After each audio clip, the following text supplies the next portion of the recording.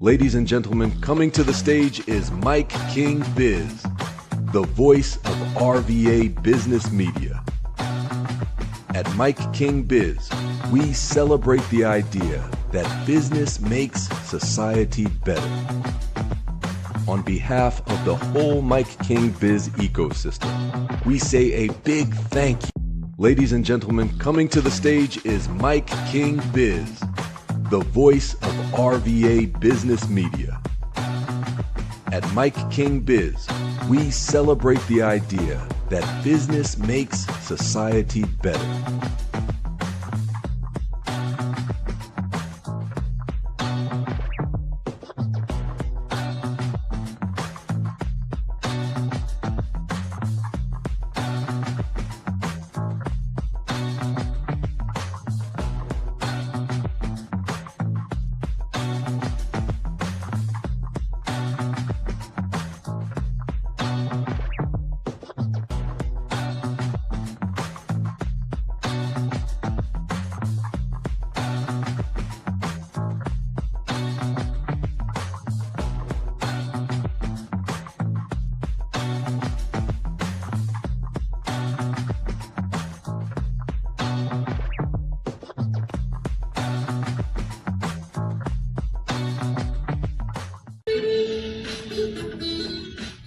Ladies and gentlemen, welcome back to Mike King, coming to you from high above Henrico, talking to the best and the brightest. We got the man in the building, number one sponsor, always a great guy to roll with.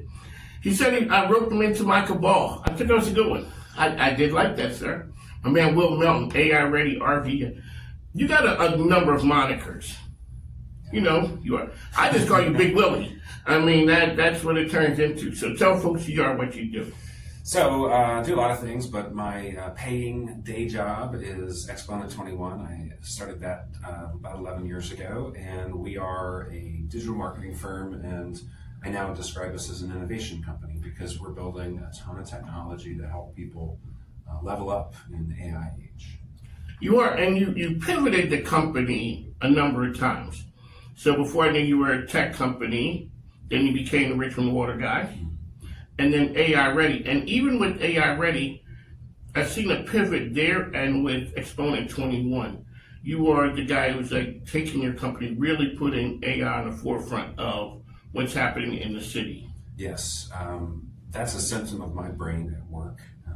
I have a million ideas, and fortunately enough energy and time to pursue some of them. And so I have, with Richmond Water, it was a really sort of a deep-seated pain associated with hating plastic. I don't know, it was a really strange thing to emerge, but it was at the same time that ChatGPT hit the App Store.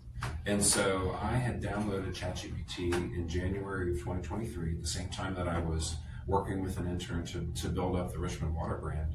And if it hadn't been for ChatGPT, I probably wouldn't have figured the whole thing out.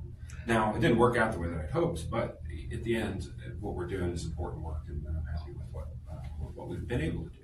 So what I always talk to people about is being in the right room and being at the right time. So you were into the AI space, and then you make a connection that really takes this thing to the next level. Yeah.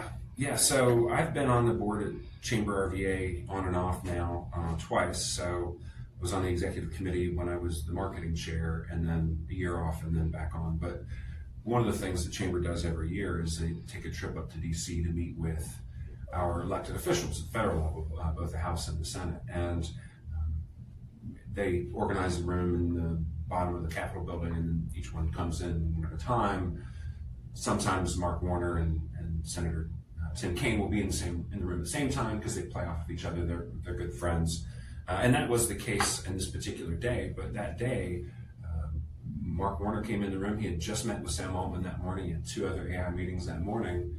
And he was animated. He was concerned, excited, but concerned that this fast-moving technology was going to disrupt society. And that if we didn't think about policy now, we were going to get behind on the whole thing. And so we came back to Richmond. A couple of folks from the executive committee said, something there.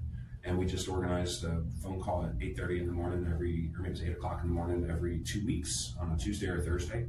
We kept that going long enough to assemble a group of folks who were passionate and said, hey, let's turn this into a nonprofit. So it was, we built the brand out of Exponent 21, but it was not ours, it was the community's. It was a collaboration. Yes. And you found like-minded people. Oh my gosh, yes. You found some like-minded people. A lot of people showed up. We had, in the very beginning, we had some of the top leaders in the region on these calls.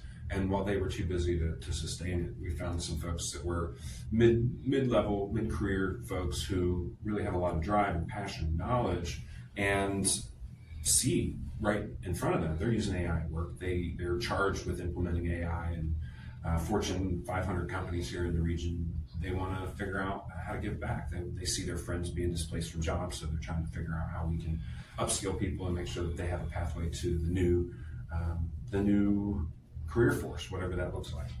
On the mic with Mike here with Will Melton. On the mic, Mike will be right back in just a second. Step away.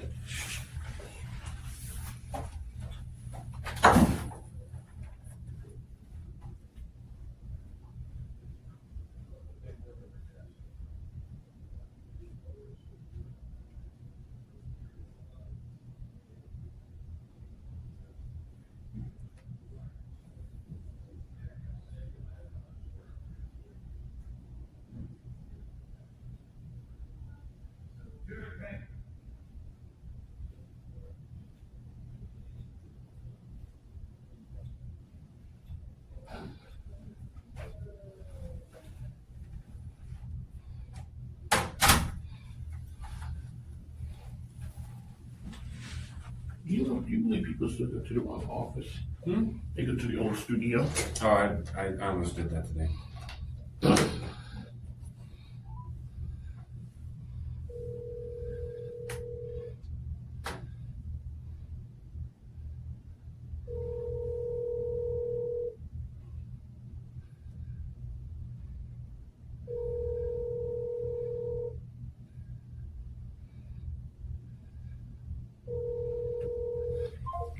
Alrighty, let's do this.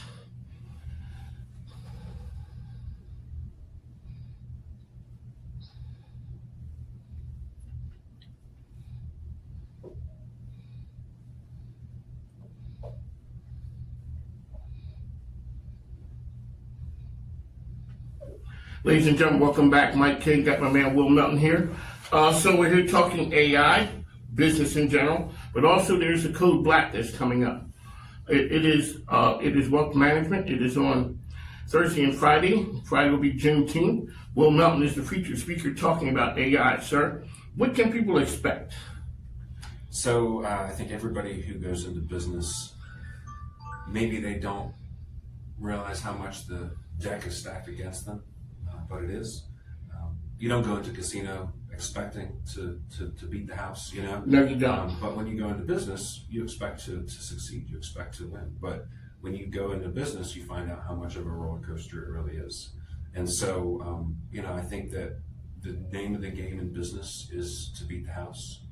And it's not easy to do, but AI is absolutely the playing field leveler that businesses need to beat the house. We have to beat the odds. We have to survive another day, another week, another month, another year. And it's a weird time in business. Things are changing very fast. What we used to be able to rely on for revenue might not be there anymore because AI might be doing that for somebody that we used to do as a professional. And so those are threats to business, and those things need to be mitigated. But there's also a ton of opportunity out there. And so I'll be talking about the opportunity aspect of it, how businesses can leverage AI as a force multiplier. People are now, they're afraid of what they're saying. What it's going to do is displacing things. But there's opportunity. So when I asked you about AI, about me, and you had said, hey, put it in there, it showed that I was one of the top business personalities in the area. And then I started posting that. Don't you know, maybe a week or so, a person came to me and said, how do you know? Is that factual?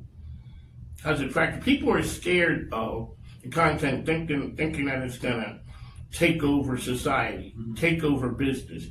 My position is, if you know it won't take over what you do, it can't replace you being in the room, making deals. It can support what you do. And I see that's what you're doing all the time, working with people, having them understand the power and possibility. Well, here's the thing. We can either sit still and look around and hope that the fortune is going to come our way, or we can go out there and do something about it. And I think the thing about business people, I don't think I'm going to have an audience that is not receptive to this message, because business people have learned that no matter what the environment is, you go out and you make things happen. Yes. It doesn't matter what the tax rate is, it doesn't matter who the president is. You know, it might matter if we're in a recession, but that means you change the way that you operate so that you can continue to operate. And so there's not a business person out there that shouldn't be picking up AI and playing with it and learning how to use it.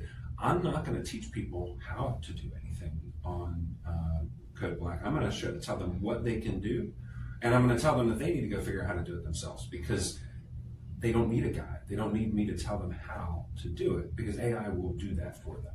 They just need to know that they can do something with AI, and that leveraging that tool to save that critical time that they shouldn't be spending, you know, doing the non-productive thing that they feel like they need to do. Take that time back and put it towards something that matters. And like you said, be a person in the room. You know, I always tell people presence is a platform, and you got to leverage that. You got to use it. You can't just be a quiet person in the corner. So I think what AI is doing for us, and we haven't yet realized it on the whole, is it's giving us the opportunity to spend more time with people where it really matters. And we're learning how to be better communicators. And here's one thing I'll say. We're learning as we use AI that when we put a half-baked prompt in, we're going to get sometimes some crap out of it. We're going to get some things that doesn't meet our need in the moment. So we have to refine our prompt. We have to give it more information, more context.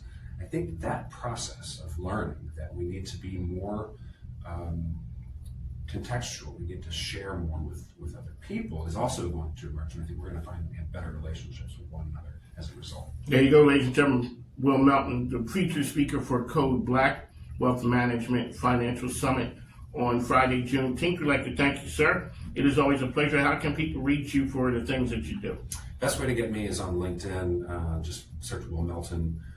Also, subscribe to everything I'm cooking at channelrva.com. That's the central hub of all of my media and creativity. Really quickly, explain Channel RVA. I see, so we get the message every morning, 6 a.m. Yeah. Tell the people exactly what that is. Yeah, so the newsletter is just one small part of everything that Channel RVA is. So we've all seen what's happened to traditional media. Yes. It's transformed. I think some forms of media have certainly sustained better than others. Print obviously is a struggle, but just the news business as a whole has really changed. And I feel like it doesn't have to be the forever story that news can make it. I think news can make it, but news has to find a way to create value in people's lives. And so I'm not the producer of a lot of news. We do some news, but we're an aggregator. So we pull from other sources. We tell people what the headlines are. We let them go and read more about it from whoever published that story to begin with.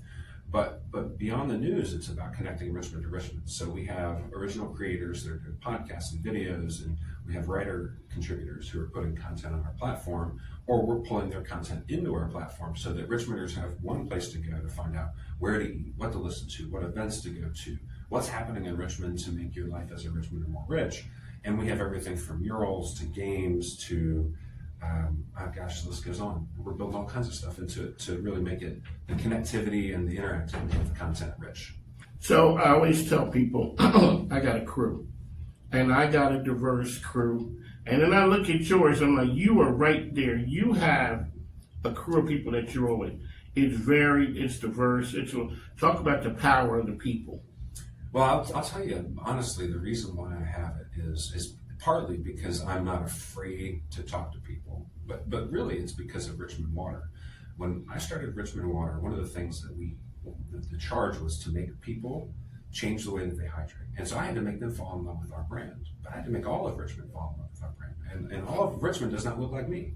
And so when we started doing the work, I found out just how precious water is, the way that people respond, the way they get defensive about the health and where's the water come from, and just a lot of really interesting conversations. But I was welcomed into a lot of different corners of Richmond that I would say I didn't belong, but I just wouldn't have found myself otherwise. And I was welcomed, and I am welcomed. And that's a true gift, because I can feel comfortable in just about any corner of the city.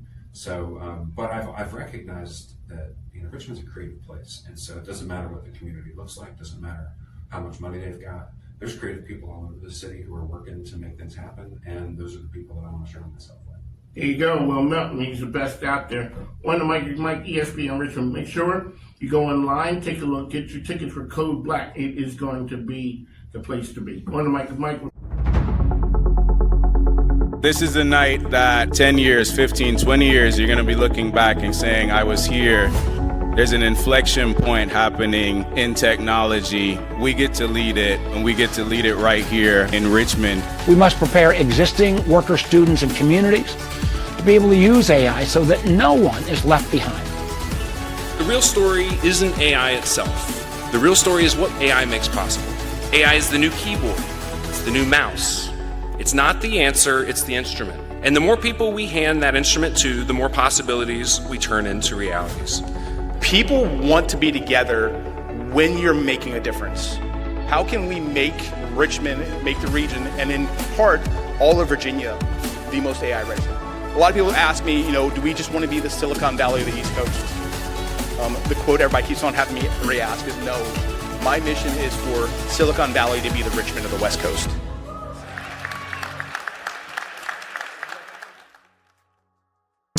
When you have to make financial choices, it's nice to have a partner to help you make the right call. That's a great idea. Let's do this. Call Federal Credit Union. Your best call. This is Coach E, and I'm here on the MIKEKINGBIZ show. I'm excited because upcoming this Thursday and Friday is Cold Black Power and Wealth Conference. So I have had the pleasure of taking some time on Mike King's show to talk about the upcoming conference and to really talk to some of my key speakers. And today I have with me Miss Tonisha Stewart. She is going to be doing everything HR on Friday. Miss Stewart, welcome. Thank you. Thank you so much for having me. Tell everybody a little bit about who you are, what you do, and what you're going to be speaking on. All right. So my name is Tonisha Stewart. Everyone calls me Toni. I am the founder of B&B Event Staffing, which is a staffing agency that staffs for all of, I'll just say, life's celebratory moments. So on Friday, I will be speaking about recruiting and retention. It is a very key component to, the life of your business. So I definitely want to tap into that. So that's just my main points that I'll be tapping into. Okay. And so, because I want everyone to know that I don't bring people onto my platforms that do not have experience. This is not stuff that people have read in a book and decided to come and teach. You actually have been in HR for how many years? It's been over 20 years, honestly. And so you've seen probably everything you're gonna see in HR probably at this time. Yes, I've seen it all, honestly. Okay, so you gave us the talking points. So what can we expect? Do we need to bring our pens, pencils, laptops? What we need to have with us? I would say that, you definitely need to bring your pens. I wouldn't say as far as laptops, but definitely, coming with an open mind and being able to absorb a lot of what I'm going to tell you, because a lot of it you can write down too. There will be some key points that you'll need to, walk away with, but definitely coming with that open mind and absorbing a lot of what we're going to talk about. But some people, they'd rather have a laptop, and, I'm a note taker, so it all depends on the person. But I definitely want people to be able to walk away and be able to apply what we've discussed. Okay. And so if people want to reach out to you, how do they contact you? You can contact me a few different ways. So my website is www.bnbeventstaffing.com. MIKEKINGBIZ.com. You can also reach me at 804-418-9095. And then my email is Toni@bbeventstaffing.com. Well, thank you so much for coming in, and I'm excited for Friday. I cannot wait. So excited. Yes. And so for those of you that have not gotten your tickets for Code Black, look, they're very limited tickets for in person, but we have plenty of virtual tickets available.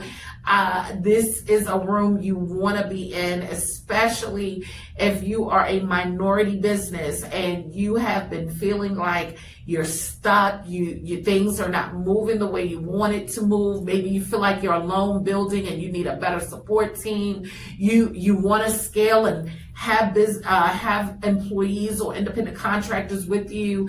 Might need some funding. I don't know. But we face a lot of things on a day-to-day basis, and this is the event you want to be in. And why not during Juneteenth on the 18th and 19th? Why not? There have been many that have come before us, and we want to inspire the many that will come behind us.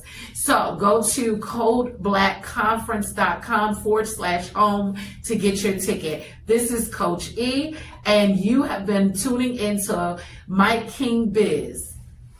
Yeah. Amazing. Very celebratory. Yeah. We're awesome. All right.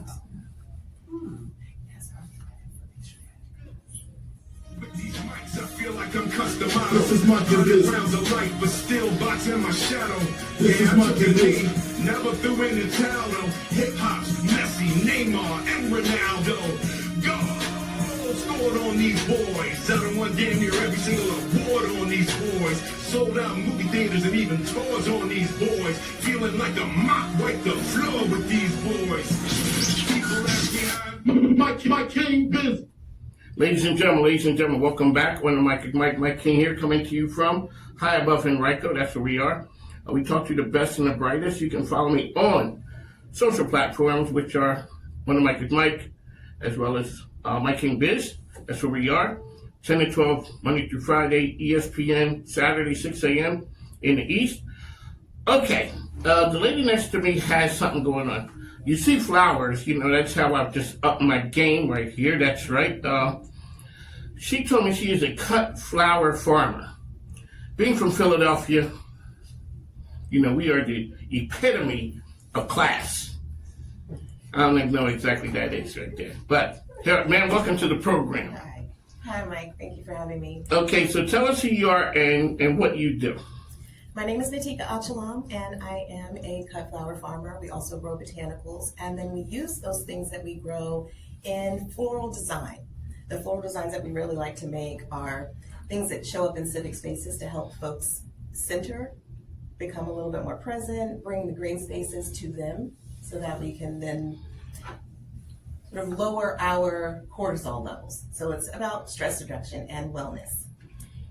But we also do that through corporate and residential memberships, and that helps make our botanical social experiences possible. That's the money-making side to help you change the world. Because my dad would always say, change the world ain't cheap, easy, or free. It is not. Money got to change hands somewhere. That's right. Yes. Alrighty, so what do we have right here? I'd asked you, we have a friend in the studio who says that they do not have the green thumb.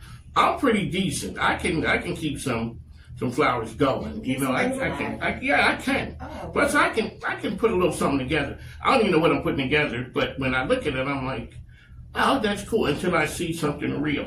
You have the like eye. This. Well, yeah, I ain't got that kind of eye. So explain what we have here. Everyone can do it.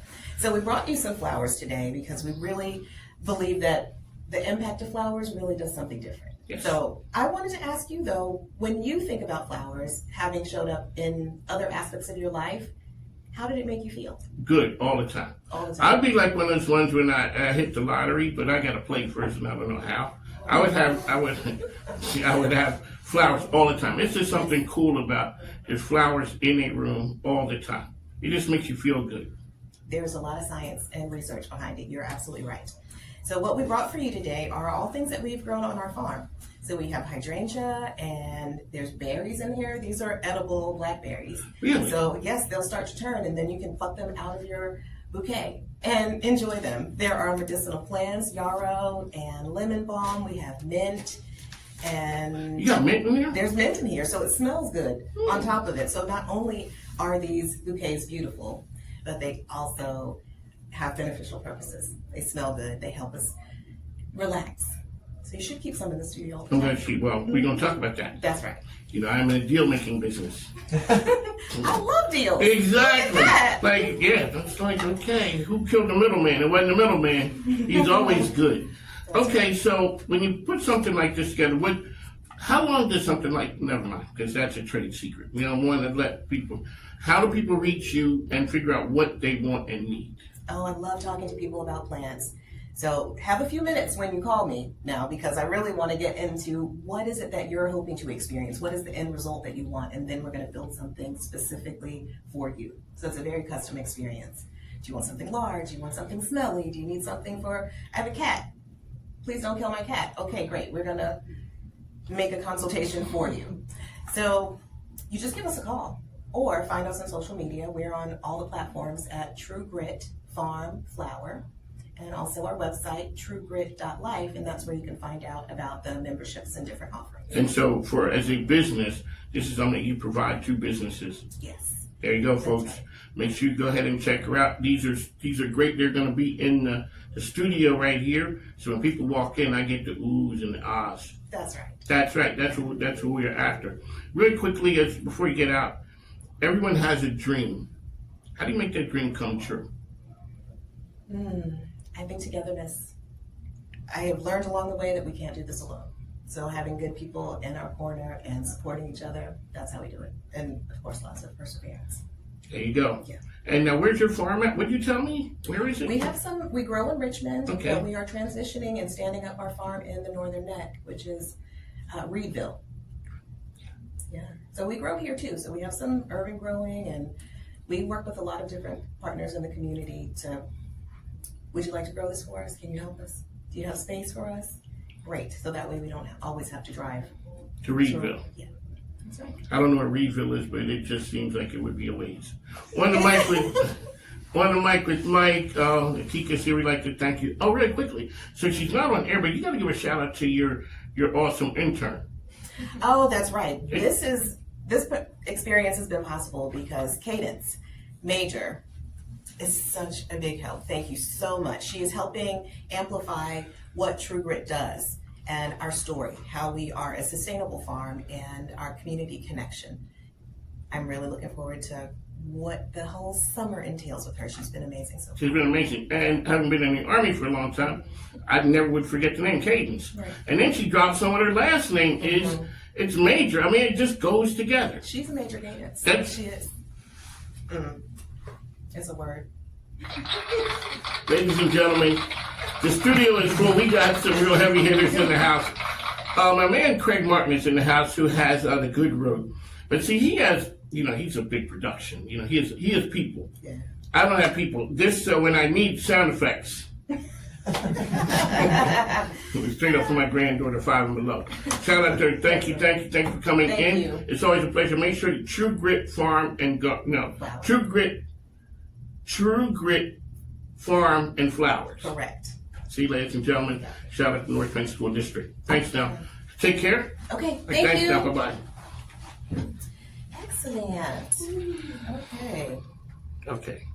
What would you tell an international company who's considering expanding about choosing Greater Richmond? It's a lot about the quality of life, the connection with the community, the stable workforce, the productive workforce, cost of living. Quality of life for sure. That's very big for us. In addition to that, I would also maybe add on to the universities and community colleges. We have worked with several of them to tailor an apprenticeship program and an internship program, and they have tailored their curriculum to our needs, and that is very helpful to us.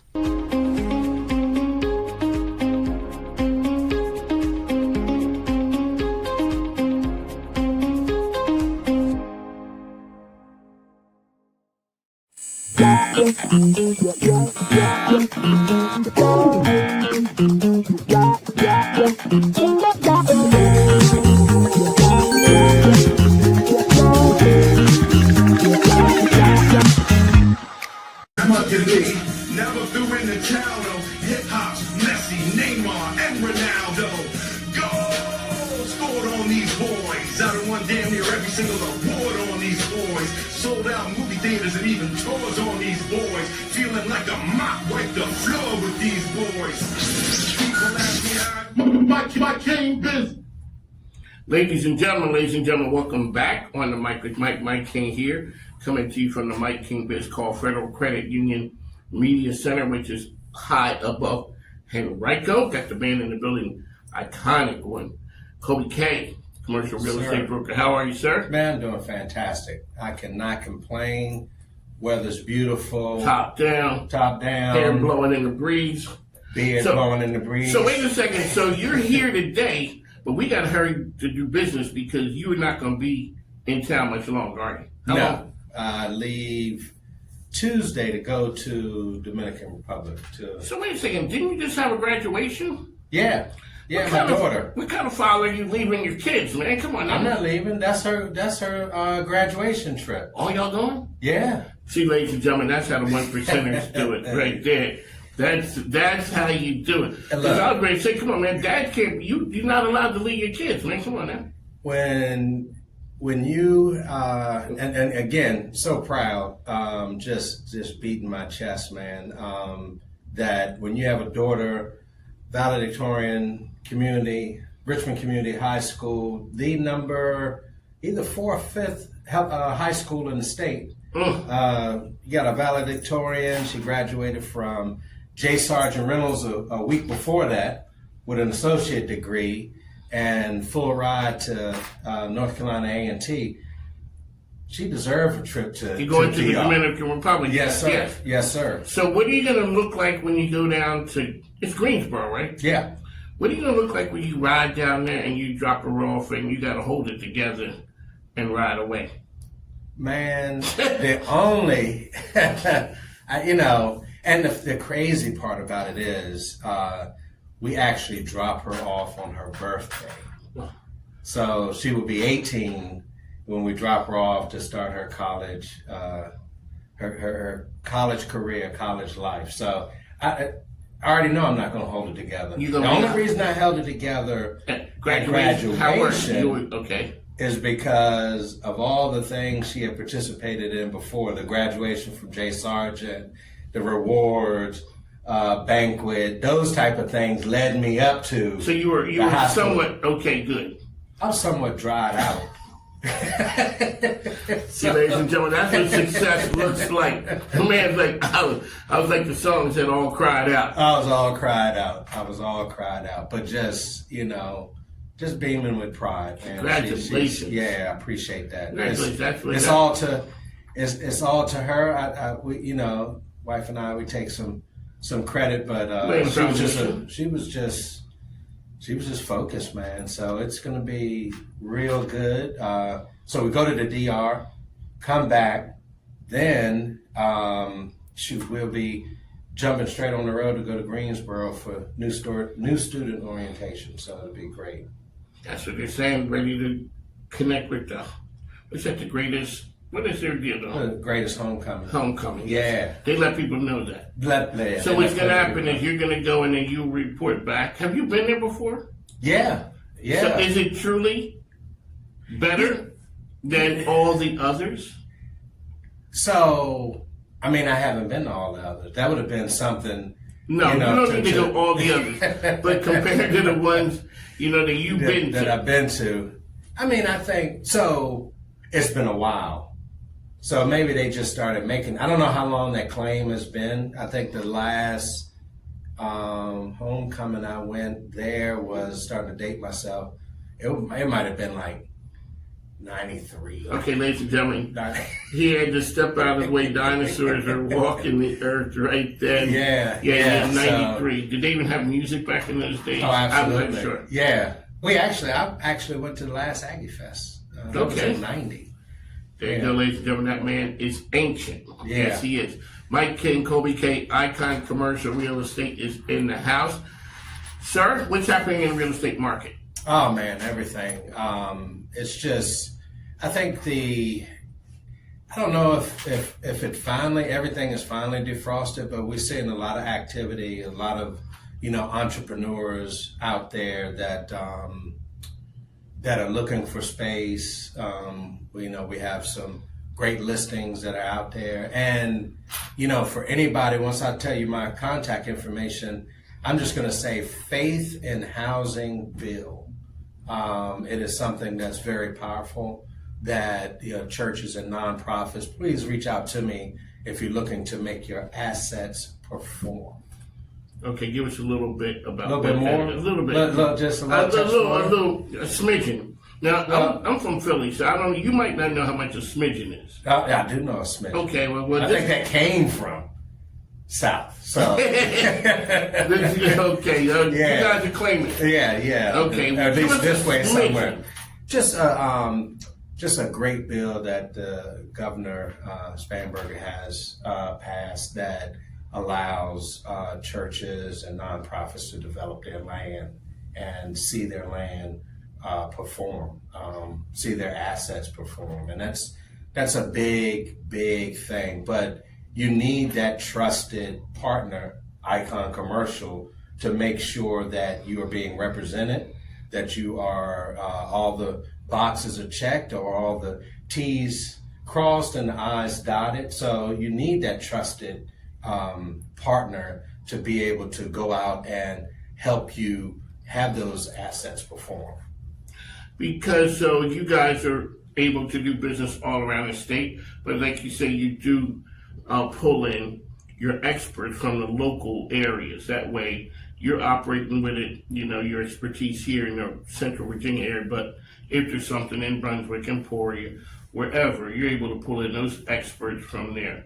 Absolutely. And the main reason is because I don't just sit around, I'm out and about, I'm in the communities, I'm meeting people, I'm making those contacts because, that's what's needed when you sign on a partner like Icon Commercial. You want to make sure that when they reach out, when you reach out, those are people that you trust and able to work with. So there's some big changes. Explain to the listeners what the recent changes meant and how they made Icon even stronger. So one of the things that, boutique brokerages go through, we're created, most of the time we're coming out of, and this is from the residential side. Okay. Most of the time we're coming out of, a bigger firm or whatever have you. And not saying anything about bigger firms because I don't talk about other folk, but just talking about the experience, even my experience.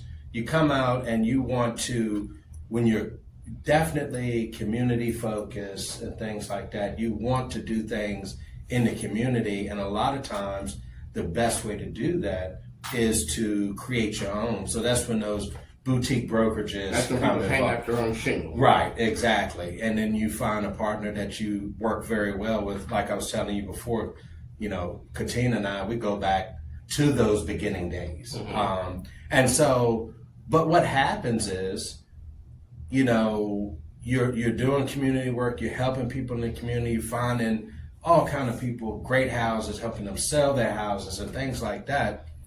But with all the technology that's out there and all the, the AI and all that type of stuff, it's hard to concentrate on the community and really serving your clients and deal with all of the AIs and the technology and the things like that. So you really focus on who you can partner with to be able to, bring those things on, which then, 10 times helps your client base, your community, even achieve more than what they've achieved before. So part of that's the byproduct of success. Now all of a sudden you're able to offer way more.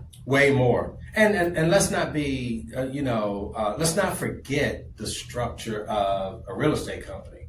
We have 60 plus agents at Icon Realty Group, but we really have 60 plus entrepreneurs. They're business people. They're business people. They're not employees. Right. And entrepreneurs run the economy in the country. So the more you can give your entrepreneurs, the more you can assist them in building their business, the more they're out in the community helping folk, volunteering and sponsoring, different things that are in the community. So it's just a big circle. You help them, they help folk, we help folk, and it's just a whole circle of community activity. And I guess that also helps in the recruitment of people coming to the attraction. The attraction is already there with Icon, the way you operate.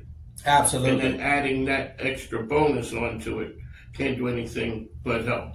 No, it definitely does. It separates you from, separates you from the pack. And, all of the high achieving entrepreneurs, real estate agents that we have at Icon, they know how much that stuff costs. Yes. They've already researched and things like that. So when you're able to offer them that type of platform, they understand. They understand that wholeheartedly. They know the power in it. They're going to use it.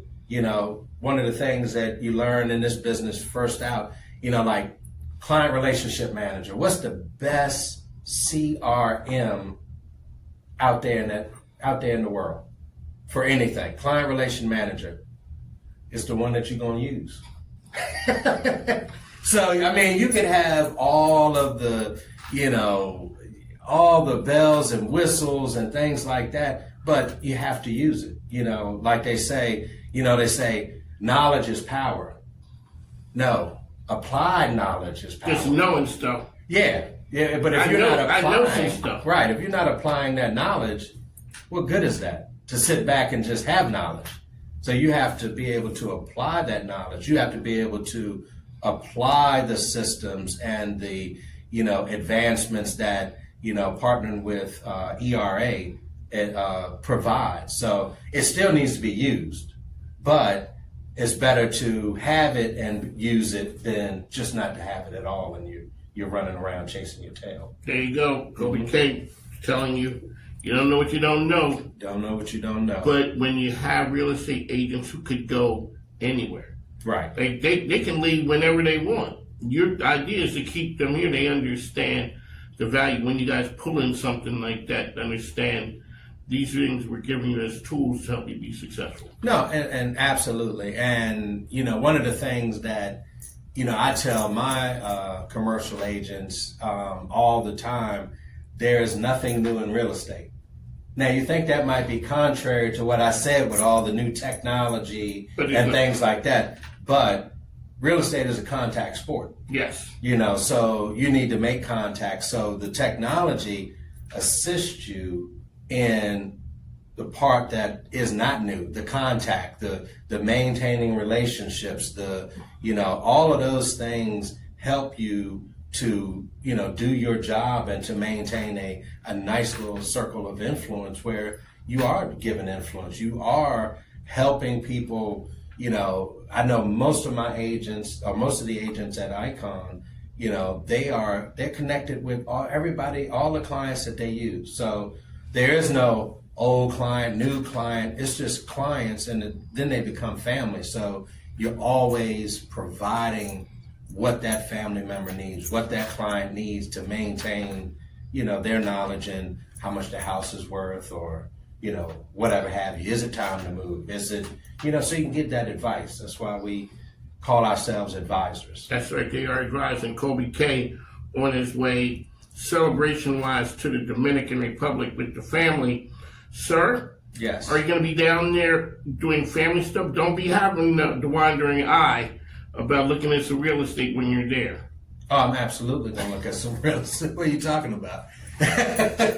to not look at real estate wherever I go would be to close my eyes and be led around. I don't see nothing. No. So that's not going to happen. You are going to see. I'm going to see what's there. So when you go somewhere, you don't speak the language, but you don't need to speak the language because you can see what you see. What is something that would jump out at you wherever you go? Because you travel the world and you guys look at things. What's something that jumps out at you? So, that's a great question. So, I've always wondered, like, I was in Jamaica, I can't even remember now, but in Jamaica, and I've been to Jamaica, several times, but when you're driving to the resort or wherever you're going, you see these buildings that are being built, right? Or homes that are being built, but they all look vacant and incomplete. And I always wondered, what is that about? So, you know me, I'm going to ask, the drivers, driving us to the resort.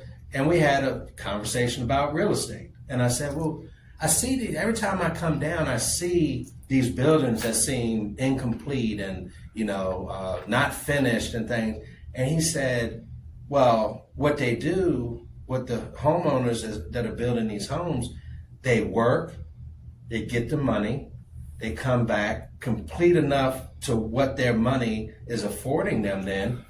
And then, so it's a step-by-step process. So when they're done, they don't have, if they have a mortgage, it is very little. So they're going out working, applying that money, and it just does, they do it in stages. So it's very interesting. Totally different here. But you need to, anywhere you go, you need to have conversations to find out what people are doing. Are they doing things different than you are? Because everything, I don't care if it's something bad or something good, you're learning. So, I definitely want to know, okay, now how does that apply here? And then you take those things and you see how they apply. And does all of it apply? No, because if you had a half-built house here, the inspectors and all that'll be on you. I thought when you were going to say the houses were half-built, I thought the people ran out of money.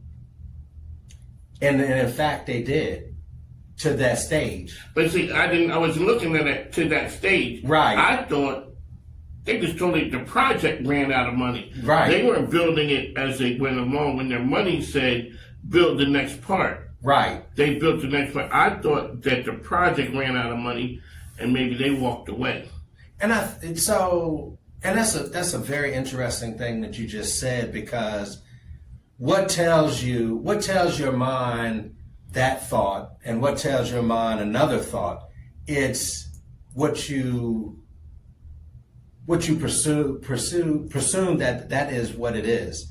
But that's not, I'm not gonna, think about what it is. I'm gonna ask, because actually it's something totally different. It looks like a negative thing when it's really a positive thing. It does look like a product company. So I'm not going to assume any house, and they ran out of money, as opposed to they're building it the next step when the money says time to build. And when we complete that, we're going to stack our chips again, and then we build the next thing. And that's and again that positive mindset and allowing the information to come in and not prejudge. I got prejudge and assume together. Made up a word, but you don't. Good. You're right, but you don't do that. You analyze it, keep your thoughts to yourself, and then you say, all right, let me find out the truth. And that's how that's how Icon Commercial does deals all day. So we definitely analyze things, we bring out the facts, and then we ask some questions, and then we're better able to. Then we are educated to find out what the client needs, how we can help that client achieve their goals and things like that. Ladies and gentlemen, that is Icon Commercial. That's Colby Kay right next to me. How can people find you out there, sir? Definitely. Reach out to me at 804-293-2621. Colby Kay. I like to use both my names. You got the whole government thing going. The whole thing. COLBYKAY. Well, they like you got a whole bunch of letters. That's what I'm saying. Yeah. At Icon Commercial. Go, now here we go now. Go, here we go. You ain't never ever seen nothing like this. Never have you ever seen something like me. I'ma get the crowd jumping, athletic MC. I be lively, rough on a regular. No retreat, I defeat any competitor. Like a predator, I might damage you. Step in my perimeter, hope you got the stamina. I'm a pro, you an amateur. As I do my shimmy shake and I pose for the camera.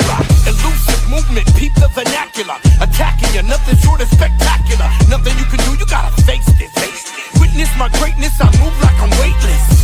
On the dang pivot, the way I live it, I give it all I got to give it. You ain't never seen, you ain't never saw something so clean, so fresh, so raw.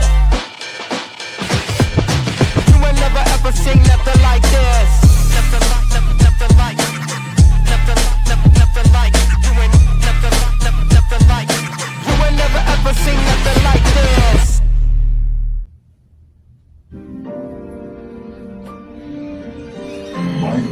Biz, on the mic with Mike, Richmond's premier business radio platform.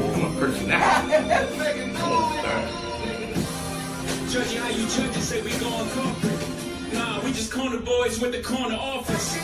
We're not the cap table, boy, snap says. Not that cap table, boy, we live this. How business can make the community better. No one does it better than Mike King Biz. On the mic with Mike. Check it out. Mike King Biz. With these mics, I feel like I'm customized. This is Mike King Biz. Rounds of light, but still boxing my shadow.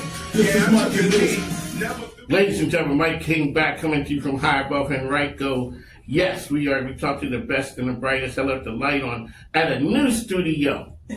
A new studio. That's our location coming to you from Henrico.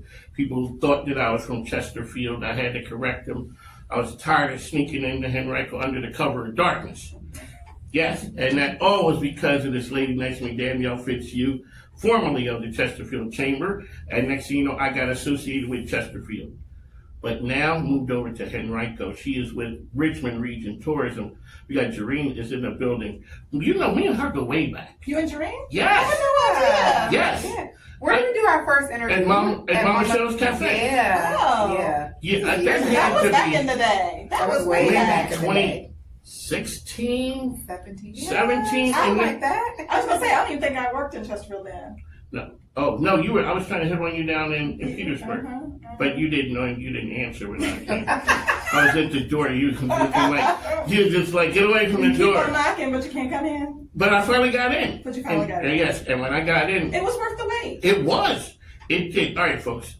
They are with Richmond Region Tourism. I'm not exactly sure what you're here to talk about, but there's always some amazing things happening. And before you got here, Jerinne and I were talking about what it takes. All the end user the Richmond folks see is there's a bunch of people here, whether they're carrying lacrosse sticks or cheerleaders running around or this speech and debate tournament that's here. That's all we see. Mm-hmm. We don't see what it took. I was there when they had the press conference. Right. That seemed like 1,000 years ago. Mm-hmm. And when Jerinne's talking about what it took to get that to happen. So that's the idea. We're here to talk about all the amazing things that's happening here in the Richmond region. Danielle Fitz-Hugh, Jerinne, what's your last name? Lee. I know it. I was just checking you. I was testing you. So I was checking because I wanted to make sure. On the mic, yes, we talked to our friends. Yes. You remember when I first got here, I used to tell you that said radio host, I thought that his show was because all he did was talk to his friends. Mm-hmm. You know? And now that's all I do. That's form a compliment. Exactly. I'm doing exactly that. Same thing. Calling my friends and, hey, I got to open your day. You want to come in? I mean, because who else can you text at like 6 a.m. in the morning? Well, you might respond. Yeah, I'm texting you having a man meltdown. Kind of like, what should I do about this business thing? I got these things happening. Alrighty, ma'am, tell us who you guys are and what you do. So we are with Richmond Region Tourism. If you're outside of the Richmond market, Richmond region, you might hear Visit Richmond. And so our primary responsibility is to help bring visitors to the region. So, you know, the big numbers that just came out is over 19 million visitors came to the Richmond region last year with the help of Jerinne and her team. Jerinne, newly titled Chief Growth Officer. And I saw that, I was just like, ooh. Responsible for all the things growing in the Richmond region with our visitors coming in. So, you know, a lot of people don't necessarily think of the different reasons people come to visit, right? So the largest group is friends and family, right? And so friends and family come to visit and then they go out and do stuff. But then there's also the sports side of it, conventions and business meetings, our leisure travelers, all of those reasons. And we're marketing constantly, either by social media, the website, Jerinne's sales team, the sports team, going out and selling the region on the many ways that they can take advantage throughout our destination. There you go. So Jerinne was here before she came, before you got there, I was telling her, like the pride that it has to see in her, of what she's done, moving through the ranks and just making the mark. A lot of times people don't understand this whole hospitality world. But I heard people say it can take you around the world. You can travel, somebody else is paying for it, which is a beautiful thing. But to look at you and what you've done and what you accomplished, so kudos to you. We were just talking about speech and debate. I said it seemed like forever ago for the press conference. You tell me, from a sales standpoint, ma'am, that seems like a horror story. It's not, but you think about the relationships that you build, and that's why I love what I do. 7 years from the first conversation to today when they're kicking off the competition. But in those 7 years, personally, I've built some pretty strong relationships here locally and within the industry, just going through the process of getting the event here. And to me, that's special. You can't put a price on that.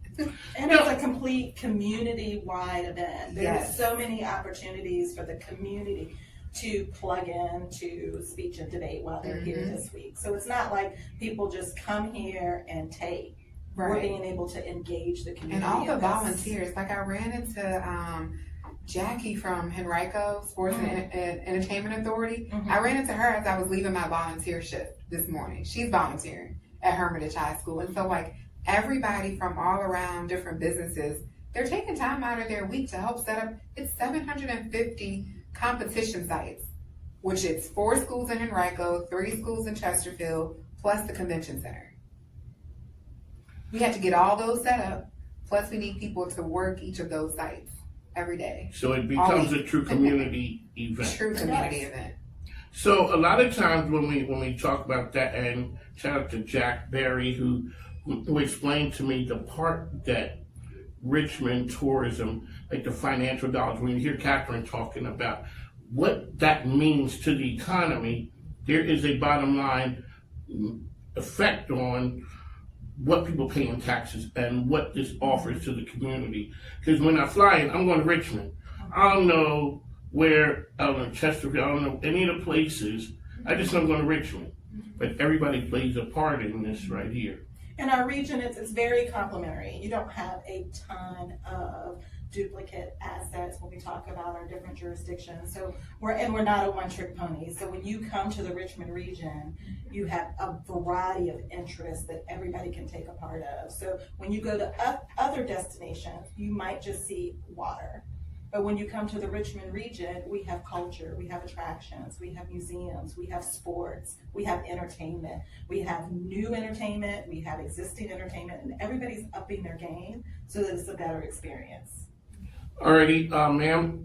So we do not see all of that is marketed to the rest of the world. Right. We see the things that are happening here. There's a lot of things, and we're not shocked when Richmond pops up on the best of list. You guys are we're in the best of list, and it seems like it's ramped up. I remember sitting with COVID, we were we were at just Stumps picking pint.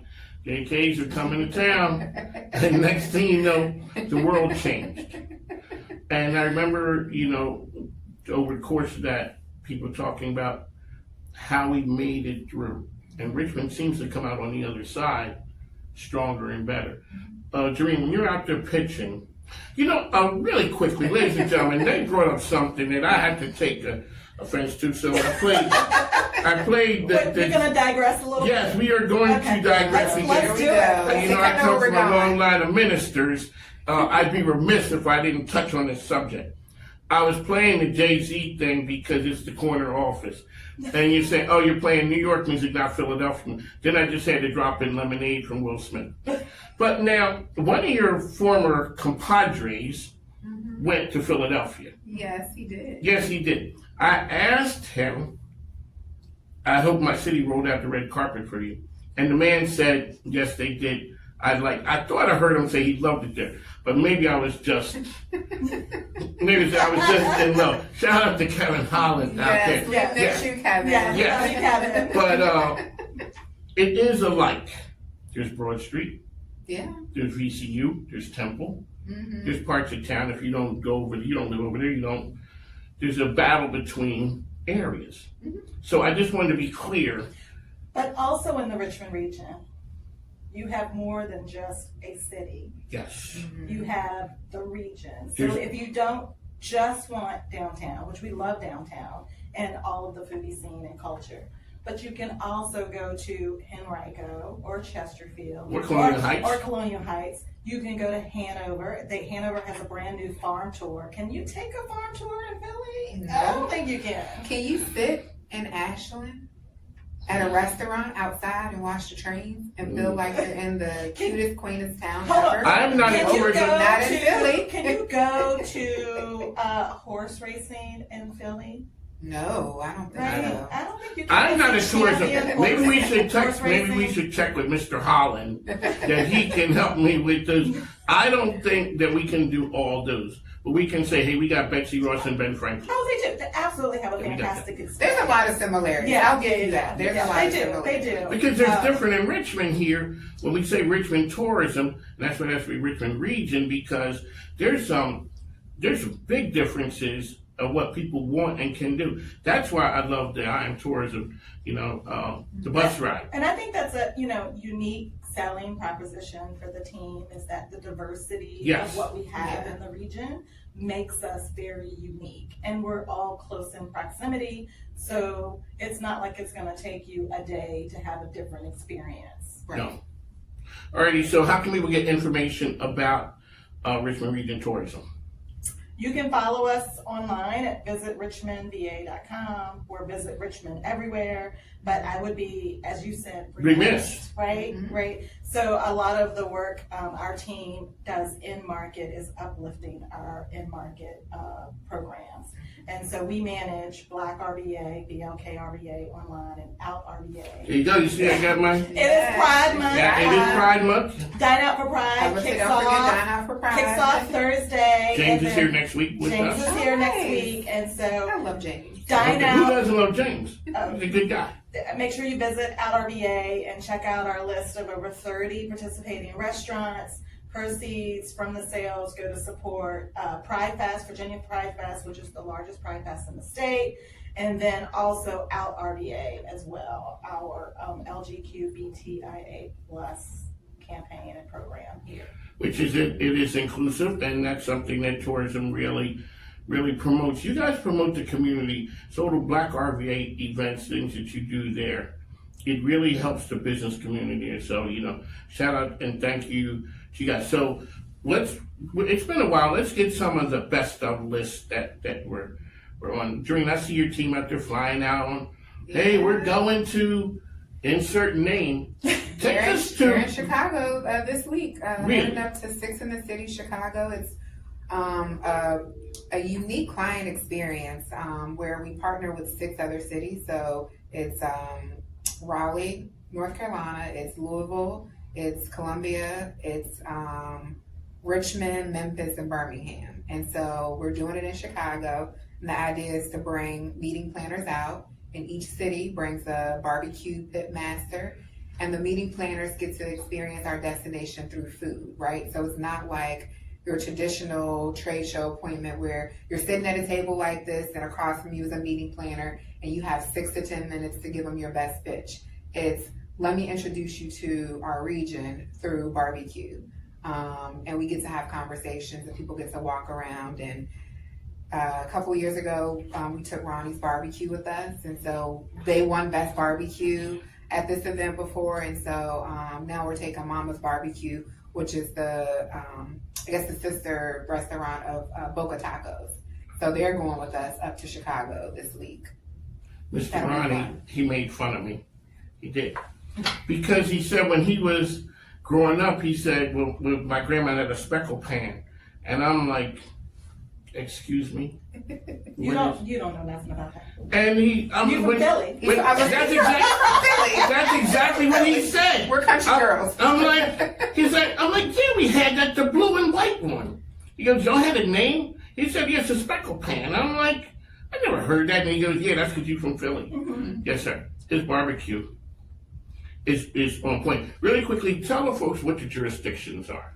So we represent 7 jurisdictions: City of Richmond, Henrico, Hanover County, Chesterfield County, Colonial Heights, the city of Colonial Heights, the town of Ashland, and New Kent County. And New Kent is a lot of big things always happening up there with the racing. And yeah, but they also have wineries and they have golf. So and soon to have a Buc-ee's. And they soon to have a Buc-ee's. That's something right there. But when Bucky shows up, he do, you know, they made it. Jerinne, really quickly touch on the idea, like this is a business show, the anatomy of a sale.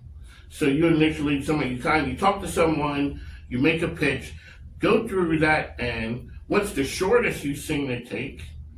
Because maybe somebody's desperate. I'm sure every so often somebody's desperate and something happens and they need a location too. So you had said, how long did the forum project take, the one that's here right now? Yeah, so from speech and debate, from initial, email when Bill Chapman, who's the former executive director, emailed Jack Berry and was like, hey, we want to bring this competition to Richmond, until today was 7 years, right? So from first conversation to event actualization, 7 years. There's obviously shorter turnaround. So we've got this platform, this online platform where meeting planners can just, with the click of a button, send us a request for proposal. And we do everything basically online. That's more transactional. And that could be a quick turnaround. They could email us today and have a meeting starting in the fall, right? But for those longer relationship building, that's why the team's always on the road. That's why when you're like, you get on LinkedIn and you see the team and they're like, hey, we're traveling to this trade show. It's to build those relationships. And so we do maybe 30 plus trips a year where we're having these one-on-one conversations with meeting planners or sports tourism organizers, telling them about the Richmond region, our convention center, our sports fields, our hotel packages, the things that Danielle talked about, restaurants, attractions, and just trying to find that perfect match, right? But then we also have people like the Richmond Forum that are part of associations or organizations, and they want to see it here. And for that, they become an RVA champion, shameless plug. Anybody that's a resident of the Richmond region that's not a meeting planner or a sports tournament organizer, and you're saying, hey, I'm going to raise my hand. I want to have this event here in my backyard. And you link up with us and we help you figure out what it's going to take to recruit the event. If the event books, you become an RVA champion. And we want more of that, right? Like, yes, our team is out and we're trying to recruit the businesses, but really, we want to bring meetings and events that matter to the people that live here, like the Richmond Forum, like speech and debate. So if you are a part of a fraternity, sorority, church group, association, we've got quilters that are coming at the end of June. So somebody in Richmond is a part of this quilters association. And that's very happy that this is in the convention center in their backyard and they don't have to travel. That's right. And they get to save money. And now we teach our I Am Tourism program to the local quilters groups that meet. That makes sense.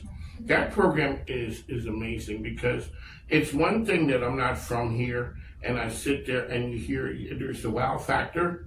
But then when you get people who are from here, they're getting hit with the wow factor too. Like wow, if somebody came to me and started talking about Philadelphia, there's things I wouldn't know because I'm just, so it's the same thing here. Somebody's talking about something in Goochland, they're like, I didn't know we did that. Or like the Keystone.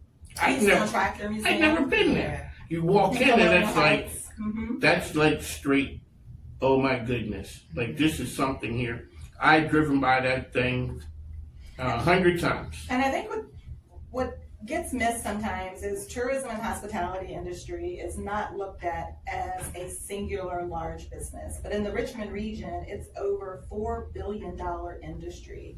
Anywhere else, that's a large employer. But we employ 30,000 people in our industry, but we're fragmented between many owners, many nonprofits, and the good work that's happening in our region. But we are the largest employer at 30,000 people. You guys also do a lot, and this is a business show. The program's on the mic. Mike, Jerinne here. We have Danielle from Richmond Region Tours. I got good because it did not make sense for me. It was always Richmond Regional Tourism, and I know people use that one and they mess It's like it up. nails on a chalkboard. Yes, it's like, oh Lord. But you guys support small business in a big way. We do. I mean, through some of our diversity work with our Black RVA and Out RVA programs, we provide grant funds. We have special event grants for new events. So Jerinne's team is working out of market to bring planners and sports here. We work in market with people who are planning new events or new sporting events, and we provide grant funds to help incubate those programs, because just like a new business, it costs money to get a new event off the ground. Yes.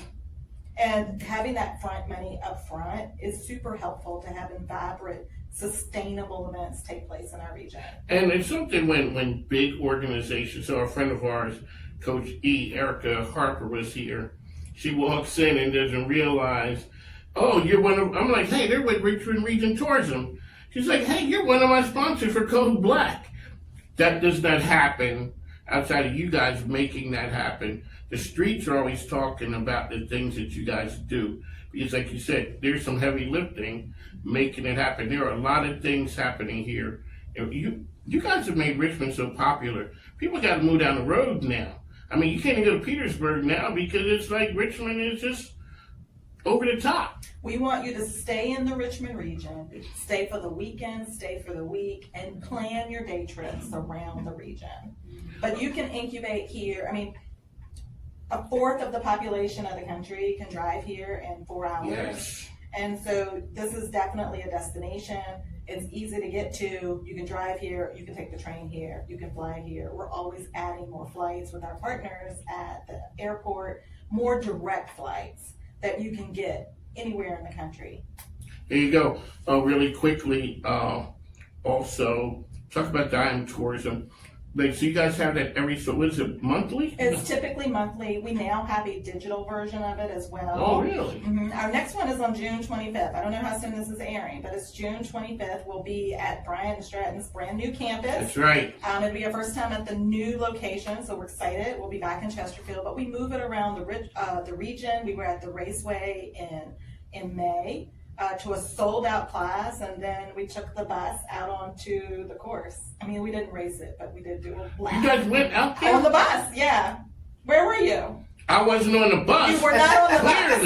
Because that would have been something right there. So we do move around the region. We were out at Keystone Tractor Museum. We've been in Ashland. I think the really great thing about the program is it's teaching people all the different assets, like the high level, right? We're not going to go through everything that we have in the entire region, but it does walk you through all 7 localities of things that just give you an aha moment that you didn't know. And then we do an immersive experience where we put you on a bus tour with our partners at the Valentine, and we do a 90-minute bus tour in the region that just sort of talks about the history and backdrop to this region. And then at the end of the program, you get a free attractions pass that gives you either free or deeply discounted admission to a lot of the places that we mentioned in the program. We've had people say, I might not have ever gone to Scotchtown had I not taken in Hanover, which is the home of Patrick Henry. America's 250th, right? We're talking about it. It's one of the only few places in the country that give an interpretation of what postpartum depression looks like back then. Really? From his wife, which they now think had postpartum depression. And they give a interpretive experience when you go on that tour. Well, that tour was something. Shout out to Bill Martin, the legendary Bill Martin, who did that. Now it's been taken over. But the folks from the Valentine do something amazing. When you ride there and they're pointing out places that people ride by every day and just have no clue. They're like, oh, really? And I say the history has a different meaning down south than it does up north. It's a lot more personal. There, it's like, okay, it's transactional. But here it's personal. It's the whole HBCU story. It's different down south than it is up north. When we do things here, it is just like, wow, we're talking history. whether it's the Patrick Henry's or whether it's going to any of the jurisdictions, they all have something. And we try to be very intentional about the experience, that we're just not telling people about it, that we're immersing ourselves in it. We had our Black RVA and our Out RVA committee, advisory committees do activities a few weeks ago. Janine Bell over at Alegba Folklore Society did an education program, and then we went on a downtown walking tour with her group. And then a few days later, we painted pride benches, picnic tables with our full team at Richmond Region Tourism that hopefully you're going to see at some of the city parks. And we did that in partnership with Diversity Richmond. So, it's one thing to talk about it, it's another thing to kind of experience. Okay, Lieutenant, as we get out of here, Jerinne, really quickly, let's get the sales pitch for a person understanding the power of hospitality. I mean, when you, as you say, you are the person tasked with growth. I mean, that's like when, you get a really big deal, it's just like growth. That's like, you have to be visionary to see what the thing is and what we should go to. Okay, so before she answers, let me give her her little applause. Okay, hold on a second, 1 second, ladies and gentlemen. This has not changed. This is not changed. Yes, Danielle Fitz-Hugh talking about Jerinne Lee. Hold on 1 second.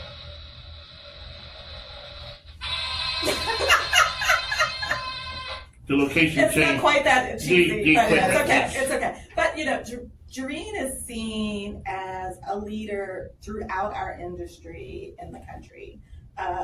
She sits on a variety of nationwide boards. I mean, not just here, but people are coming to her to look for what do I do next in a variety of reasons. So she was already chief growth before we had a position and title. I mean, so well deserved and earned, and I'm over here like a proud auntie. That's what I'm saying. I'm like, yeah. Thank you. Remember when we sat in Mom Michelle's cafe? Right. Remember how I was looking at you that day? I was looking at you like, wow. I mean, I'd never seen you before. We didn't know what hospitality was and all the things. It's a regular day for you, but like you're saying, people from all over the country are saying, "Well, I was thinking about this thing.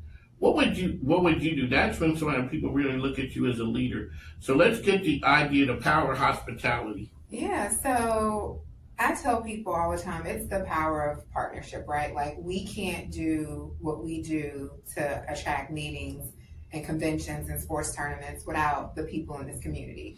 And we've got some very smart and passionate and caring people about this community. And so when we are going to, for example, Danielle Ripperton at the Children's Museum, and we're bidding on the Association of Children's Museums annual conference for 2028, and she's a big part of that, and she's raising her hand, and she's coming with us on the site visit and coming with us to dinner.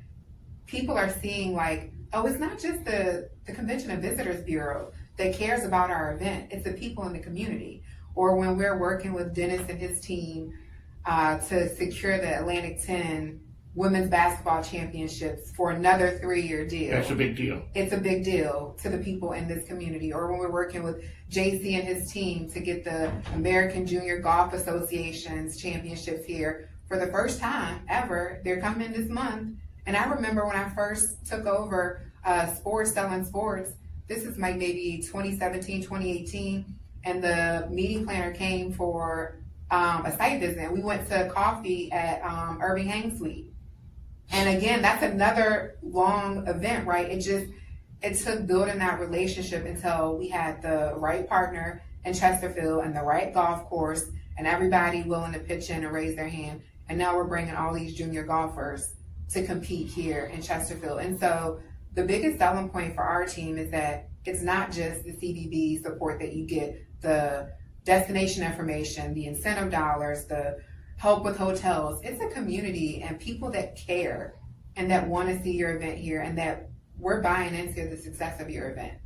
And that's what it is. And people want to go to a place where, I mean, they can go to Philly, right? But they might be one of 10 to 15 events happening at the Philly Convention Center, throughout town. When you come here to the Richmond region, we make you feel like a big deal. Like, go downtown and look at the pole banners that we have and the signage that we have for speech and debate. Go into the 40+ hotels and see the signage that we have for speech and debate welcoming. And then next week, we're going to turn that and you'll see all TBEC signage. Yeah, and things to, you know, welcome TBECs. And so that's why people choose to come here, because they know that we care and that we're taking pride in their event and we want to see it succeed. And they feel welcomed. Like, I was at the airport yesterday for 4 hours, welcoming people as they came for speech and debate. We had on our little shirts and our little signs, and they're like, oh my God, this is so great. Thank you for being here, taking pictures. It was incredible. You don't get that in Philly. I'm sorry, Well, you probably do, but I don't think so. No shade to Philly. I love no shade to Philly. So you know when the person says, I'm from Philly. Oh, so they said, oh, I'm like, do you know where Lansdale is?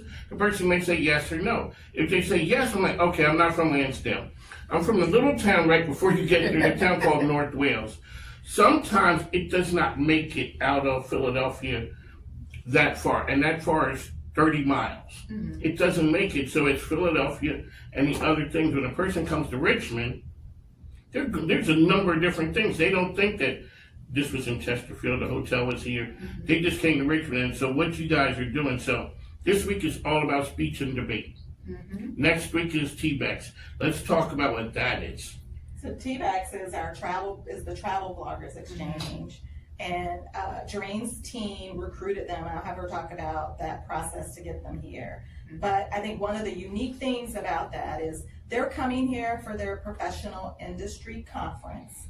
But we're going to have 14 experiences for them to take a part of while they're here. So they will be in all of our 7 localities. And they're all by choice, right? They're all sold out, right? And having experiences, and there's content creators. So the experience they have, it is going to magnify 20 times over as they broadcast it throughout the world.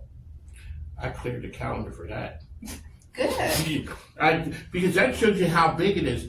When you get people, their business is writing and talking about something, mm-hmm. and they're talking about your town, mm-hmm. and people listen to what they say. So that's a very big deal. So it's not only first impressions; it's what the impression is, right. What they will show and tell.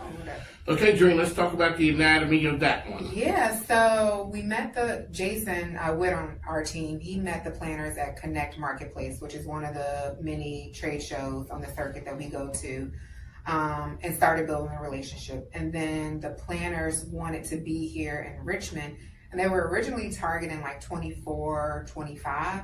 And so we received the lead. They sent it to the state tourism office, so Virginia Tourism Corporation. They're also a partner. They sent it to everyone because they wanted to be in Virginia. Richmond was high on their list, but they're like, we want to be specifically in Virginia. So when they want to be in a certain state, they might send it at the state level. So VTC got the lead. They sent it out to Richmond. We're like, oh yeah, we've been talking to these people. So we look at 24, we look at 25. Couldn't quite get the date and the time to match up. And then we're like, well, what about 26? And then we started talking, oh, that's the 250th.